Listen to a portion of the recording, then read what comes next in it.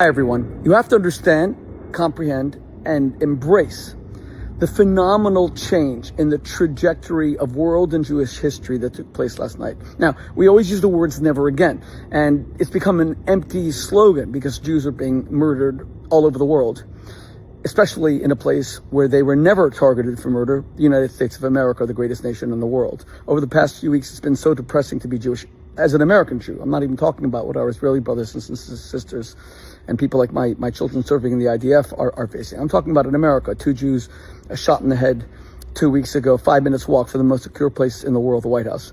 Jews burnt alive, or they tried to burn them alive in Boulder, Colorado, just like at Treblinka or Mauthausen or Auschwitz-Birkenau, God forbid.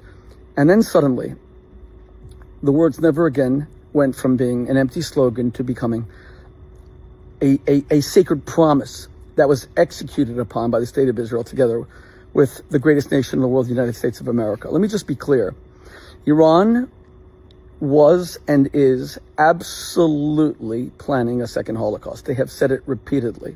We know that you have to take dictators at their word when they say that Israel's a scab that has to be removed, that Israel's a cancer that has to be destroyed, that Israel has to face destruction, something that Khomeini, his predecessor, his evil predecessor, repeatedly said. Why do you have to take dictators seriously? Simple, because dictators aren't forced to say anything. They're not responsible or accountable to public opinion. They say what they mean what they say. So when Hitler said in a famous speech in 1940 that if world Jewry plunges the world into another international war, blaming the First World War, of course, on the Jews who had nothing to do with it, that the result would not be Jews enriching themselves at the expense of nations fighting, but rather it would be the extinction of the German race in Europe. He meant it, and then he did it. He did most of it. He killed 1 out of 3 Jews alive, and he killed half the Jews of Europe. Those are numbers that we can't even comprehend. 10,000 Jews a day, 3 9/11s a day for 4 years. These are numbers we can't comprehend. There was one record day, Hungarian Jews, where the SS killed 44,000 Jews in a single day. These are numbers that we can't comprehend. So the number 6 million is beyond our comprehension. And Iran was planning the same thing. And for nearly 2 decades, 20 years, we talked about their nuclear program and how they were saying Israel's a one-bomb state, etc. And then suddenly, out of the blue, 2 great men, Benjamin Netanyahu, risking everything.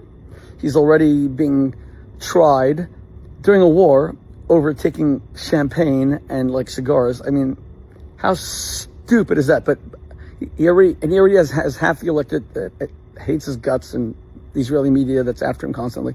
And he risks all and he attacks Iran without American backing. He does it on his own with the incredibly brave pilots of the IAF and the incredibly brave soldiers of the IDF. And he achieves significant